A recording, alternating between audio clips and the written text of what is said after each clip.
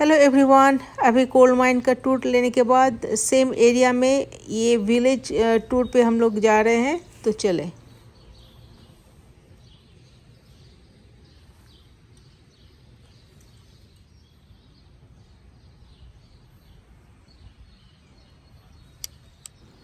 मैं इसमें ज़्यादा वॉइस ओवर नहीं करूँगी, ओरिजिनल गाइड का वॉइस मैं ही रख रही हूँ। It actually came from somebody's farm. In this time period, the only way they had of getting some cash money was to grow corn, ferment it, turn it into whiskey. Remember all that history? Sell that. You remembering all this? So this is all Social studies, right? Yeah. Yeah. So no coal mining yet, so they had to make some cash flow. So they would turn corn into whiskey and sell that for cash money. Other than that, they did barter and trade some. So as you walk on down, there's a family dwelling, the log house. I can open that up for you and let you come inside. Oh. And then we have a barn. We also have a blacksmith shop over there where the double doors are. And our blacksmith is with us on weekends. He's over there, Chris. I see him, Stop by and talk with him. He'll be happy to chat with you. Great. Then the last building here is the one-room schoolhouse. So I'll meet you down at the other end, by the you take log. your Yeah, time that would be great. looking. Okay. Thank you. Thank you. Thank you. Welcome.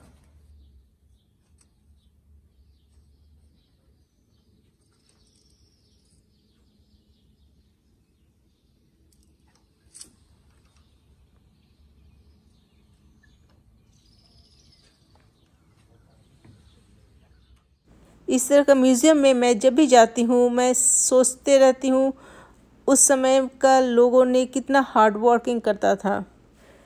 ये would winter और cooking के लिए collect करके रखते थे।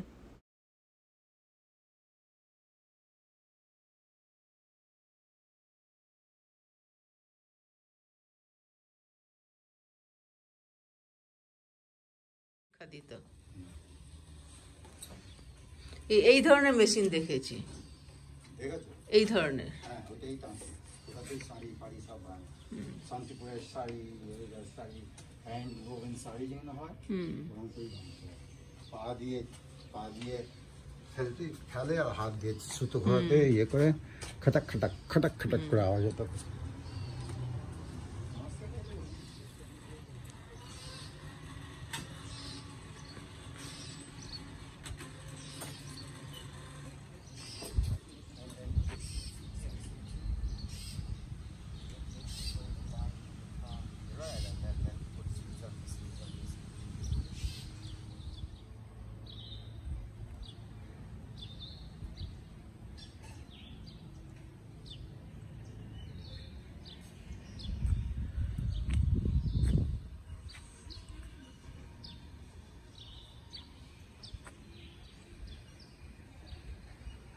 Had to rebuild one of the bedrooms and they left it open for viewing.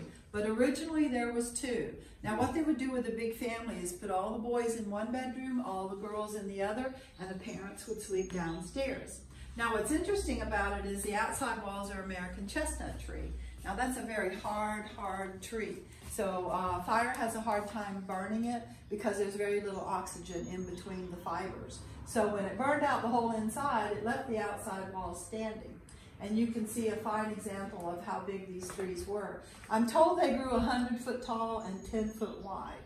They used to be thick in the Appalachian Mountains, but the virus took them out and we almost see none now. Ooh, really? Yeah, they were a national treasure, but we lost most of them back in the early 1900s. So early settlers did what's called open hearth cooking. The fireplace was their source of light, source of heat, and all their food preparation. This metal arm is called a crane. They would put a big pot on like one of these on the floor and mostly cook soups and stews. They did very little frying because you had to do it on the hearth. Now they would bake their bread on the hearth. This is a Dutch oven. You put hot coals underneath, hot coals on the lid. You can bake your biscuits and cornbread in that. So early settlers used everything they had. They stuffed their mattresses with corn shucks, and it would have bugs in between the layers, by the way, and it was a children's job to take the mattresses outside and beat on them, and that would help control that. You love this. Yeah, that's a little, you've seen one of these before? I have. Oh, Have you okay, seen here, it? you grab the handle right there, and you just swirl it around. And have you ever seen that? Swirl it around. Yeah, all the birds are feeding now. Yeah, they couldn't go buy toys. They had very You little remember cash. this? And also they didn't have toys at the country store for them to buy, so they would make them. I'm from India, and we have a lot of these, you know, toys. Well, have you seen this one too? Who eats Oh it? yeah, I have. You've seen Yeah. Who eats it? Okay, cute. Isn't that clever? And those irons are real iron. That's how the word iron started. Because that's Made out nothing of but iron. iron. That's it. And these used to have the charcoal inside. Right. You would open it up and put the hot Charcoal. coals inside of it. Are you seeing familiar stuff? I have, but he hasn't. Well, this is how they made their toys. You can play a game with this because you can stop it and make it go the other direction. Watch it flip over like that. So you can tell if someone's telling a lie or little tricks, you know. So you want to try this one? Okay. Well, they were clever because they could make this out of the woods. Whatever trees they had, just carve it up and make whatever they needed. They would. Armani.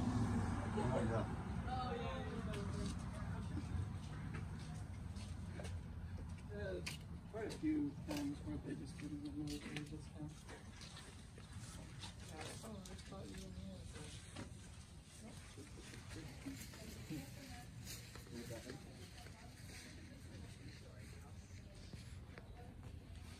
You guys from New York, I'll start out with the story from New York. Up until the late 1800s, there was no manufacture in the United States of anvils. Everything came from Europe. Well, in the late 1800s, a company called Hay Budden was the very first anvil manufacturer in the United States in New York City. And the second one is Fisher Norris, and they were almost across the street from them. So there's your New York fact for the day. Yeah, and I'm gonna step outside and get me some sunshine and fresh air. In the coal mine, they had the headlamp. Right. Before that, they had the carbide lamp. This guy right here predates the carbide lamp. Your gold miners, silver miners, coal miners relied on these things. Blacksmiths would make these, and these are called sticking Tommies. And what the miner would do, would put a candle in it, slide that into their cap, and walk to whatever seam they were working. When they got there, they would take it out and hammer it into a timber, and there's their work light for the shift. So you knew how dark it was. Imagine with this one's a fancy one. It's got 2 holes. Under there were just candles. And now if you go underground with an open flame, you're going to prison. It's extremely dangerous. But the coal miner, or the blacksmiths and coal camps were essential. They made the tools, your hammers, your picks, your shovels. They maintained them. They made all the hand tools. Your punches and chisels, they would hand forge those. And in this area, there were a lot of logging operations as well. And they kind of done the same role. They made all the tools, punches, chisels. They would hand forge chain. That was an essential piece in a logging operation. Now, in the frontier communities, they were probably even more essential because they didn't really have any mass production of one of the most important inventions in society.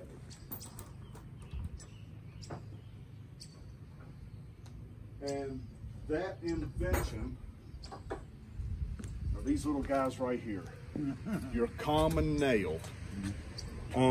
They needed these in mass quantities to when all these little towns would spring up.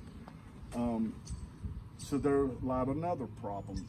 The blacksmith did not have time to sit and make hundreds and thousands of nails. So really, since the profession started, blacksmiths would take on apprentices, 8, 9, 10 years old, and all that apprentice would do all day, every day, make nails. And it's a real simple process. What you would do is this tool here is called a nail header. Okay, you would take a piece of stock very similar to that, naturally heat it up and hammer it into a taper. And you can see how the nails taper down. Yeah. You hammer that. Once you get your basic shape, you slide it in the nail header to get your length. So you've got it tapered in your one piece. You put it back in the fire and you get this tool, which is called a hot cut.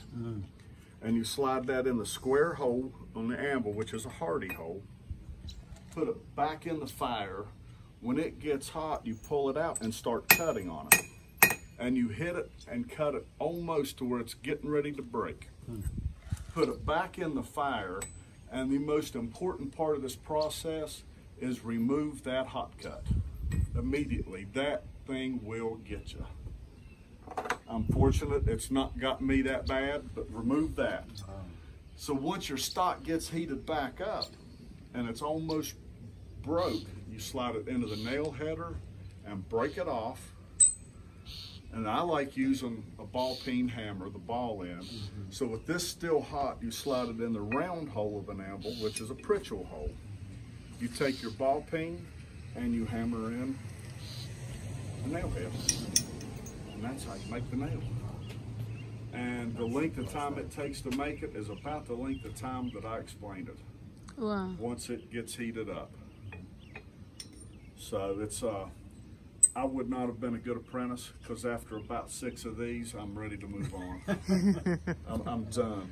But if you've ever looked at blacksmith shops, your basic shop, if you looked at one in the 1600s, it would look almost identical to this. Only difference being how you get your air to the fire.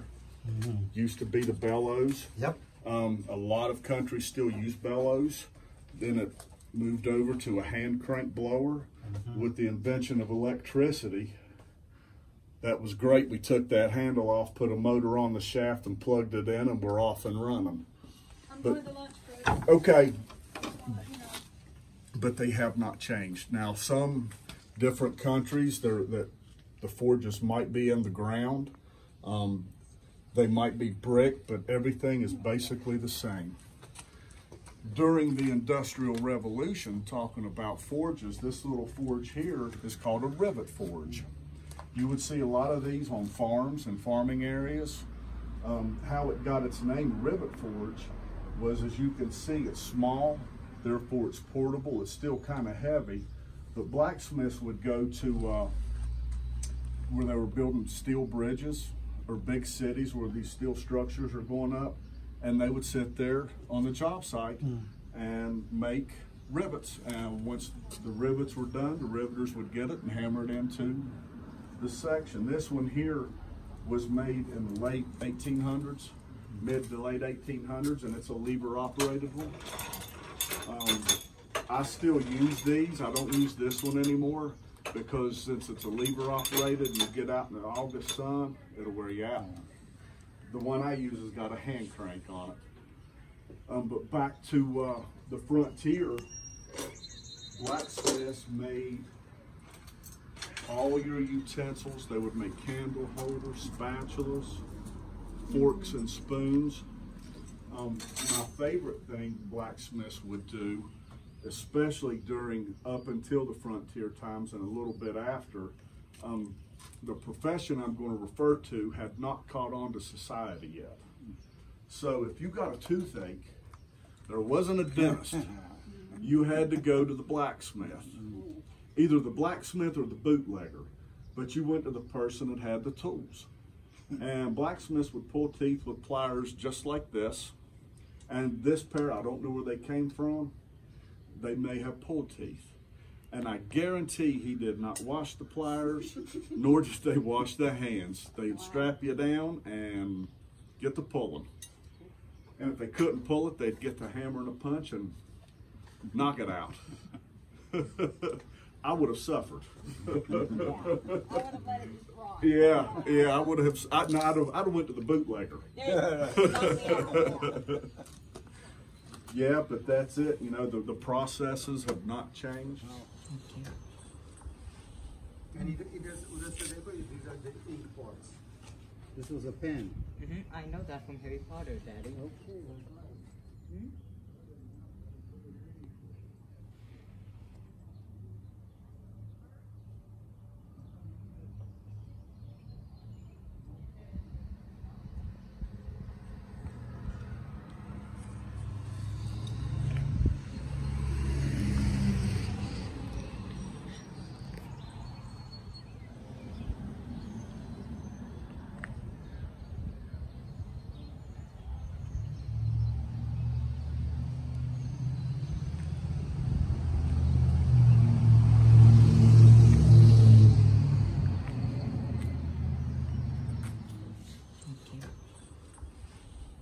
उधर से देखो, these are the ink pots. This was a pen. I know that from Harry Potter, Daddy. Okay, well,